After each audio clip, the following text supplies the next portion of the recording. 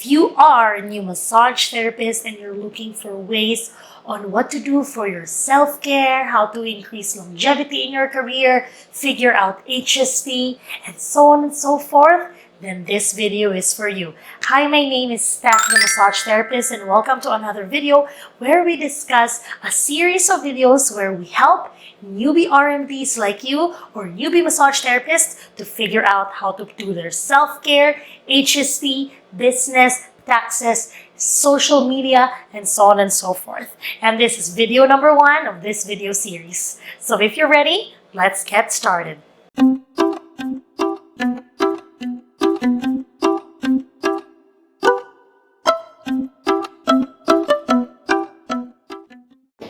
So hi there, I'm back. Did you miss me? Because I did miss you. Oh my god, that's so much. But for today's video, I do have a subscriber. I'm gonna put her comment up here that gave me a good idea to make a video series on. Here's the comment. Hey Steph, I passed everything and now into the job search. Thank you so much for your content. Wow. You're very welcome. Are you able to film any video in regarding to how to take care of HST, schedule, self-care, especially as a new RMT, feeling overwhelmed with worrying about paying off OSAP? So for those other people that doesn't live in Ontario, if you do have a student grant in your province or in your country, it's basically how to pay off the tuition fee or the student loan that they've got, and paying the bills, knowing the fast that beginning might not be easy. And I responded, yes, of course, and congratulations. By the way, I'm gonna show this while I'm doing my rehabilitative workout, okay? Because that's one thing that I wanna focus on this video series, which is to focus on your body. So let's get into it. So first and foremost, you're probably gonna see me looking weird, but I just really wanna do this one because recording videos is a bit hard, but I really wanna do it. So usually this is the first step. This is one tip, okay? A side tip that I'm gonna give you is lie flat on your floor, like what I'm doing, like this, and then slowly open your arms and let gravity takes its job. And I'm gonna talk to you like this. When I was a newbie RMT, one thing that I had issues with is that I could not squeeze in my workouts, right? Because I was so busy in making money. Because I got into the job, the feeling that it's ready, you know, like I'm really in the job field and the money was making a lot of shiny advances on me. Like I wasn't thinking about myself at this point. I was just thinking about the money that I can potentially make. Now the problem is I'm getting burnt out to the fact that I'm already starting to question whether do I really want to be massaging? Because again, yeah, the money is big, but I'm getting tired. And then that's when I started to actually invest and look time to work out. And that's my tip number 1. Try to squeeze in workouts or exercises that feels right to you. For example, right now I'm doing these basic stretches. You know, I'm moving it from 90 degrees, 110, whatever, a little bit of a like full 180. Reason is I'm just trying, this is the best time for me to do the stretching right after work, right before my husband arrives for work, and right before I do a class, because I'm also teaching, right? And this is something that's actually manageable for me. So my suggestion is when you try to put in your workouts here, try to also ensure that the workouts that you're going to be doing for that day is something that's manageable. So as a newbie RMT, my suggestion is start investing in yourself, start investing in making sure that you are also taking care of yourself, because it's really hard when you're sick, it's really hard when you feel pain. Here's the logic. How can you tell your patients to do an exercise when you yourself are not doing it, right? So that's something that you really need to consider so that at least you can take care of others. Take care of yourself first before you're able to take care of others. So that's number one. Squeezing in a workout to rehabilitate your body. There are other people, like other RMTs that I know, that they really make time for it, which is the best way possible. Actually putting time like early in the morning, early at night. But I understand not all people are like them, like me, that we're so busy, we have other responsibilities and such. So I think one good way of inserting it is finding a workout regimen, a workout routine for you to follow, so that at least it's not something hard for you to commit. Again, invest in your body so you can make more money. Right? Let me move on to the next. Another self-care tip that I can give you is actually take rests, take day offs, okay? That's something that's very hard for me to do in the beginning because I was the type of person like I really need to get things done.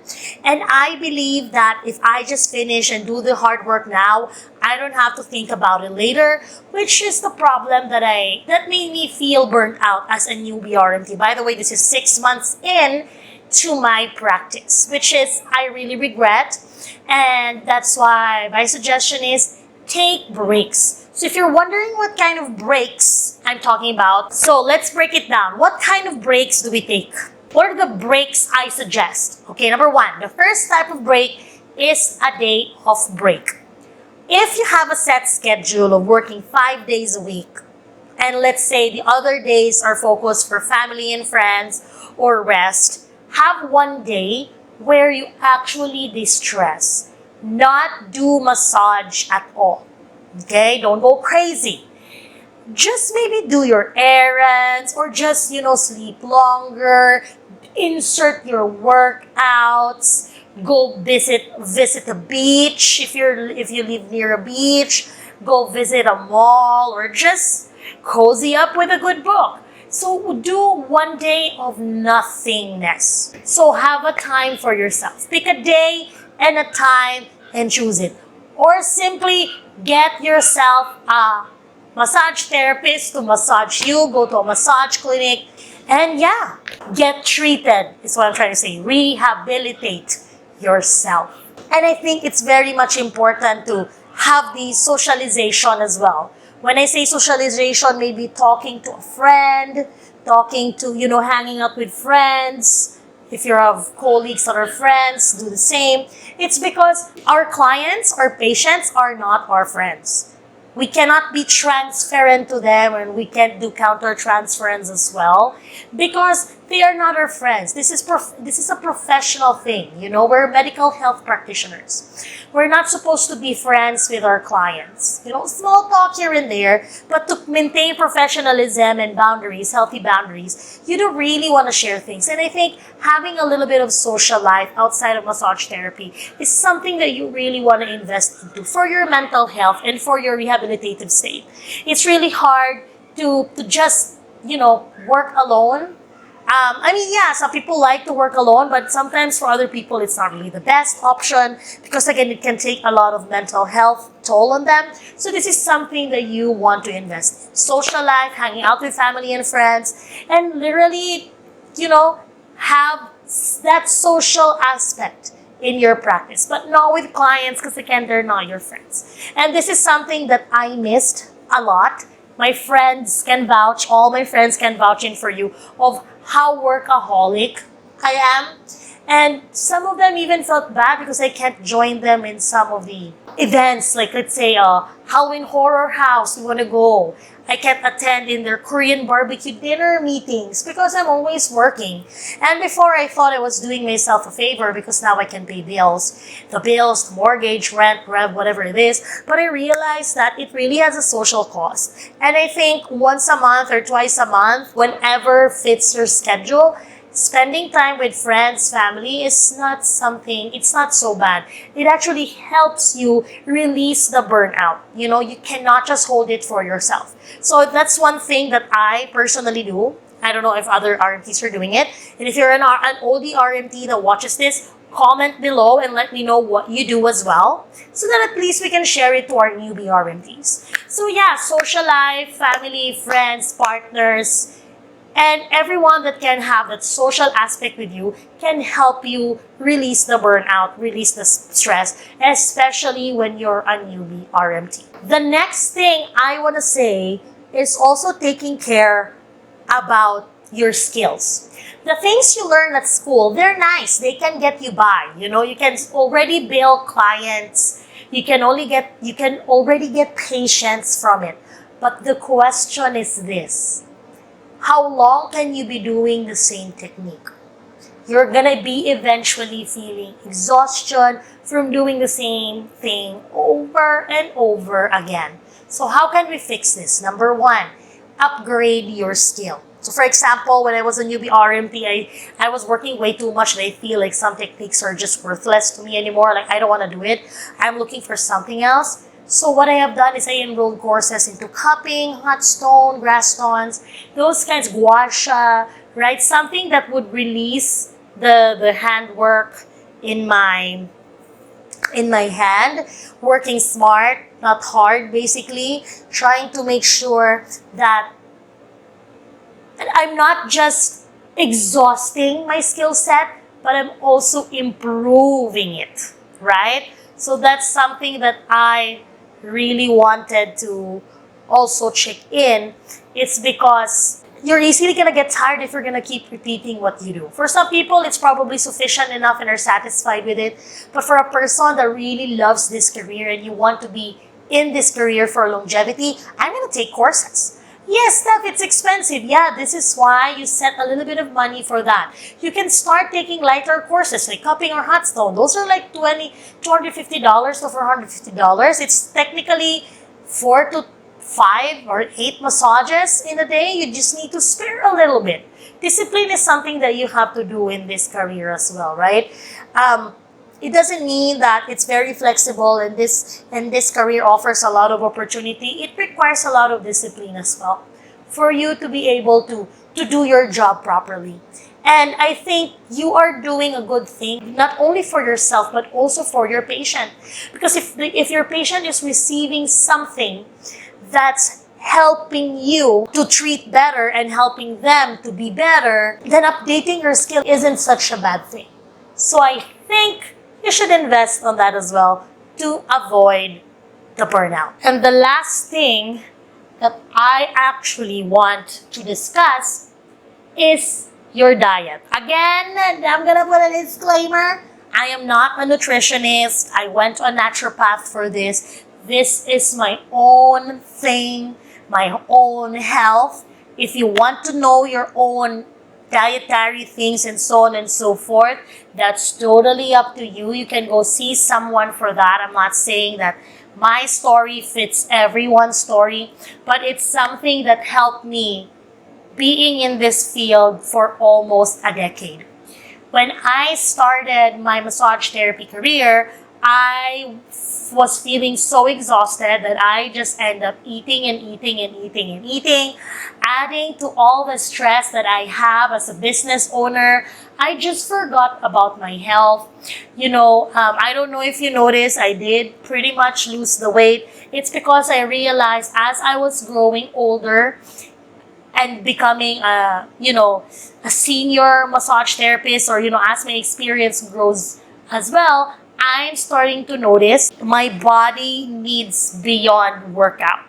And I started fixing my food intake, my nutrition, to help me with the symptoms I'm experiencing. So what I did is I went to a naturopath and asked for things that I can take naturally, like turmeric, and those things. Again, this is not prescription, or this is only my story. It's totally up to you. I'm just saying what happened to me, okay? Disclaimers. But I asked them what I can take to help my joints, like eggshell membrane, turmeric. And yeah, it did help me feel a little bit better. Another thing is that because we stay in a room, depending on where your work setting is, but let's say spas, it's always dim, it's always dark, especially in the winter time. We go out with no sunlight, we go home with no sunlight. Vitamin D is something that's missing for us. So I would take vitamin D shots from my naturopath. And that's helped me, it boosts my immunity. Especially that as a person, I easily get sick. And especially that in Canada, it's really a cold country. Flu and colds are common. I noticed before when I wasn't really taking care of these things, I'm always getting sick, making it a little bit hard to keep my appointments. I'm always canceling my appointments because I'm always sick. And I didn't like that. I feel guilty because there is a therapist guilt of canceling patients. But here's the thing. If you gotta do what you gotta do, right? However, you have to reduce these things. You can't be sick all the time. But Steph, I'm okay to massage when I'm sick. I don't care. How about your patients? What if you're massaging a mom that has a baby at home and you can potentially give something contagious? And this is in one of our standards as well, especially those who are registered in Ontario, that number one, we really need to ensure that we don't pass anything contagious. So it's not just about being sick and canceling. It doesn't matter if you're sick. You really need to put your therapist face on this. Do you really want to spread this disease you have because you just want to work? So why not change your health and to avoid getting sick so you don't have to feel the therapist guilt of calling in sick because you're sick, right? Meaning to say prevention is better than cure. Why make an effort to feel better when you're already sick when you can avoid it? But Steph, there's times that you're just sick. I understand. But at least you're not just doing this because you don't want to get sick. You're doing this for your own good. You're investing in your body, you're investing in yourself. So this is something that you have to always take a look at when you are starting as a massage therapist. To summarize today's video, what I'm trying to say is, as a newbie massage therapist, you have a lot of years to go. And there's a myth that says massage therapists can only massage until 5 years. But I know a lot of massage therapists that after 30 years, they are still a massage therapist. And if you're gonna read their stories, you're gonna check, what happens to them. They actually invested in themselves. They eat healthy, they exercise, they work out. They don't go and wait until a condition becomes bad and then get seen by a doctor. They try to avoid getting sicker. And as a newbie RMT, that's something that you will always miss because the money is very, very shiny at this point, right? If you're working a 20-hour dollar job or a 30-hour dollar job, you're going to be shocked that you can earn $70 an hour. That's like a big, big amount. However, I know that money comes first because we have a lot of bills to pay and responsibilities. But imagine this, how can you get more money when you yourself, you're not able to give the things, your effort, the quality of the massages that you're supposed to give? Remember that you are the service provider. And it doesn't mean that you have the license, you're good. Some people have the license or the registration, but they're not really good. Why? They're probably overworked, they're burnt out, or they didn't upgrade their skills, and they're just done. So everything that I have mentioned in this video today is just my personal experience of how I should have done it when I was a newbie RMT. These things I'm talking to you about right now are the things that I have done because I have to pay the price of what I have not done when I was a newbie RMT. So again, the quote of the day is, invest in your body so you can make more money. Again, my name is Steph, the massage therapist, and thank you very much for watching the video 1 of the self-care series for newbie massage therapists. Do not forget to like, comment, share, subscribe for more videos. And again, thank you very much for watching.